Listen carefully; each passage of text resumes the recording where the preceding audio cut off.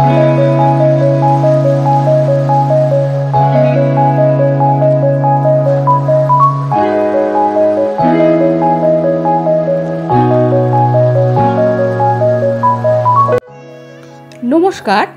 আমার সব বন্ধুদের জানাই শুভ দীপাবলি ও ভাইফোঁটার প্রীতি ও শুভেচ্ছা। আজকে আমি দোতলায় একটা খুব ছোট করে রান্নাঘর করেছি, সেটা খুব কম খরচে কিভাবে সাজিয়েছি সেটার খানিকটা অংশ আপনাদের সঙ্গে শেয়ার করব। এই ঘরটা আসলে দেখে আপনারা বুঝতে পারছেন ঘরটা কমপ্লিটও হয়নি, এখনও দেওয়ালে পুট্টি করা বা মেঝেতে কিছু করা সেগুলো কিছু হয়নি। আর রান্নাঘরের জন্য আমার সাইডে একটা জায়গা ছাড়া আছে, তাই এটা খুব কম খরচেই করেছি। প্রথমেই দেখতে পাচ্ছেন এই যে এখানে যে স্ল্যাবগুলো করে নিয়েছি তার সঙ্গে দুটো এইভাবে সেলফ করে নিয়েছি, কারণ আপাতত ইচ্ছে আছে এটাকে আমি কোনোভাবে কভার করব না, যেহেতু পরে হয়তো আমি দরকার হলে এটা ভেঙেও দিতে পারি বা শুধু একটা সাইড রেখে আমি ঠাকুরের রান্নার জায়গা করে নিতে পারি।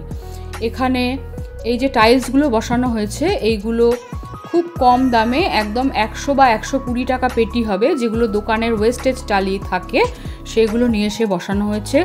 আর স্ল্যাবগুলো যেগুলো করা হয়েছে গ্রিন মার্বেল দিয়ে, এগুলো আমার বাড়িতে ছিল। কিছু কিছু জায়গায় গ্রানাইট দেখতে পাবেন, সেটাও আমার যখন বাথরুমের কাজ হয়েছিল তার সঙ্গে বাড়িতে রাখা ছিল। আর এদিকে দেখুন এই যে এগুলো আয়রনের যে র্যাকগুলো, এগুলো আমি অ্যামাজন থেকে কিনে এখানে সাজিয়েছি। আর এই লাল আর হলুদ কৌটোটা হচ্ছে স্টেনলেস স্টিলের কৌটো, যাতে আমার চা আর চিনি থাকে। আর এই সেরামিকের দুটো কন্টেনারে আমি একটা নুন আর একটা বিট নুন রাখি। আর পাশের এই যে একটা কাঁচের কন্টেনার, এটাতে ঘি থাকে। এটা কিন্তু আসলে কাঁচের কন্টেনার, দেখতে বাইরেটা স্টিলের মতো।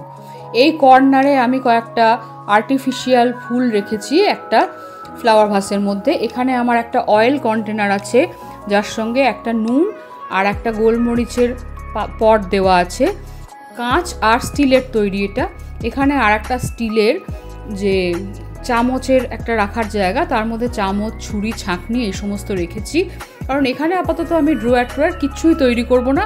এটা আমার একদমই টেম্পোরারি একটা রান্নাঘর। এদিকে একটা কাঁচের জাগে একটু জল আছে, যদি রান্না টান্না টুকটাক কিছু করি তার জন্যে। আর এই কর্নারে দুটো বটল আর্ট দেখতে পাচ্ছেন, এই দুটো আমার ননদের মেয়ে আমাকে করে দিয়েছে। আমি তার মধ্যে দুটো সিঙ্গোনিয়ামের গোড়ার থেকে তুলে নিয়ে এর মধ্যে জলের মধ্যে দিয়ে রেখেছি। এই যে কাপগুলো দেখছেন এখানে হ্যাং করা, এগুলো আমি এমনি এক পেরেক টাঙিয়ে নিয়ে তাতে হ্যাং করেছি। আর এদিকে আমি একটা গ্যাস স্টোভ কিনেছি, এটাও খুব ছোট। এটা স্টার মলের যে আগারোর শোরুম আছে, আমরা তো বারাসাতে থাকি, বারাসাতে স্টার মলে যে আগারোর শোরুম আছে সেখান থেকে কেনা। এখনও পর্যন্ত সুইচ বোর্ডের কভারগুলো সব লাগানো হয়নি, লাগানো হচ্ছে। আসলে সময়ও পাচ্ছে না আমার যে দাদা কাজ করেন, উনি আস্তে আস্তে করছেন। এপাশে আমার জানলায় যে সমস্ত ইনডোর প্ল্যান্টগুলো, এগুলো অনেক আগে থেকেই ছিল। কিছু প্লাস্টিকের টবে আছে, কিছু আছে সেরামিকের টবে। বেশিরভাগই প্লাস্টিকের টবে আছে, সেরামিকের টবের গাছগুলো আমার ঘরের মধ্যে বেশি থাকে। আর এখানে দেখুন এই যে সিঙ্গোনিয়ামটা এখান থেকেই তুলে নিয়ে কিন্তু ওই বোতলটার মধ্যে রেখেছি। আর এখানে দেখুন একটা, এটা আমার DIY করা বোগেনভেলিয়া, মানে বোগেনভেলিয়ার এই ফ্লাওয়ারগুলো আমি অ্যামাজন থেকে কিনে নিয়ে আর একটা গাছের ডাল দিয়ে তৈরি করেছিলাম। এ পাশে রেখেছি আমার ফ্রিজটা। এই ফ্রিজটা গত 2 বছর আমার নিচে রাখা ছিল, আর এটাকে আমি নিরামিষ ফ্রিজ হিসেবেই ব্যবহার করতাম। আপাতত এটাকে উপরে নিয়ে চলে এসেছি। বাঁ দিকটা যেহেতু পুরো ডিপ ফ্রিজ বা ফ্রিজার, সেটাকে আমার এরপরে আমিষ করতে হবে, সেই জন্যে এই ডান দিকের পার্টটায় আমি সব রকম নিরামিষ জিনিসই রেখেছি।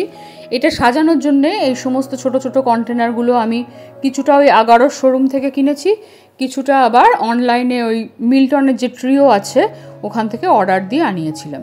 এর ওপরে আমার ছেলেদের ম্যাগি এগুলো থাকে, এর সাথে বিভিন্ন রকম মশলা আছে, এগুলোরও এখনও কৌটো কিনতে হবে, কেনা হয়নি।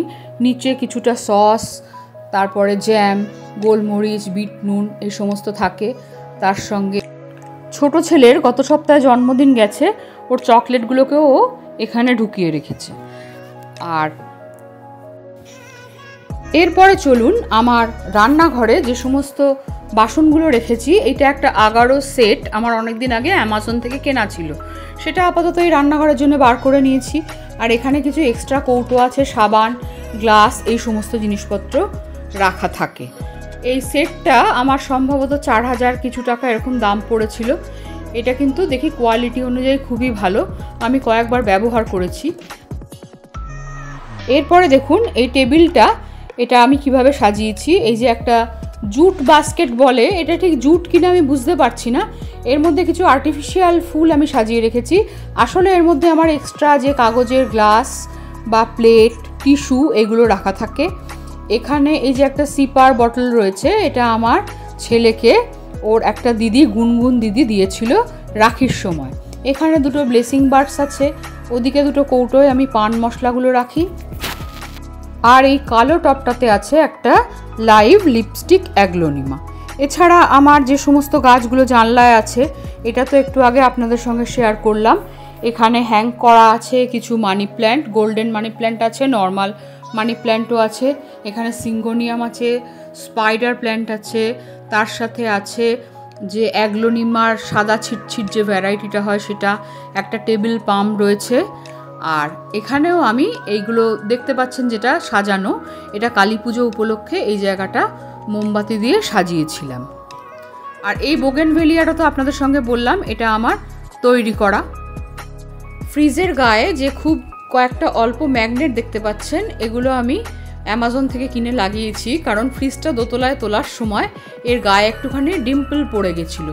আর এটার সামনে এই যে জায়গাটা আছে, এখান দিয়ে জল বা বরফ, যে ক্রাশড আইসগুলো হয় সেগুলো ওখান দিয়ে নিয়ে নেওয়া যায়।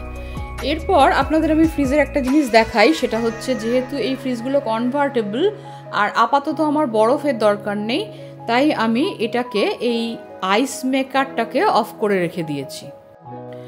আর টেম্পারেচারটাকে আমি নর্মাল ফ্রিজের যে টেম্পারেচার থাকে সেইভাবে সেট করে দিয়েছি। এতে কি হয়েছে, পুরো ফ্রিজের বাঁ দিকটাই আমি নর্মাল ফ্রিজ হিসেবে ব্যবহার করতে পারছি। এই ভিডিওটা যখন করা তখন অতটা জিনিস এখানে ছিল না। এই যে এই জায়গাটা দেখুন, এইখানটায় কিন্তু বরফগুলো এসে স্টোর হয় আর আমরা ওই সামনে দিয়ে বার করে নিতে পারি। এটা যেহেতু কনভার্ট করে রেখেছি, কিছুদিন নর্মালে রেখে দিয়েছিলাম, তারপর আজকে যখন ভিডিওটা করছি এখন কিন্তু ফ্রিজটা প্রায় ভর্তি হয়ে গেছে, কিন্তু ছবিটা যেহেতু আগে তোলা সেই জন্য এইটাতে সেইভাবে বোঝা যাচ্ছে না। তো শীতকালে আমি পুরোটা অফ করেই রাখবো, গরমকালে যখন দরকার হবে তখন আবার আইস মেকারটা অন করে টেম্পারেচার যেটা হয় সেরকম সেট করে দেবো, তাতে আমি বরফ টরফগুলো তখন নিয়ে নিতে পারবো। আর ঠান্ডা জলটা তো এমনি নর্মালভাবেই পাওয়া যায়, নর্মাল টেম্পারেচারের জল যেটা ঠান্ডা জল সেটা আমরা পাই। তো ভিডিওটা ভালো লাগলে একটা লাইক করে দেবেন আর আমার সঙ্গে থাকবেন। ধন্যবাদ।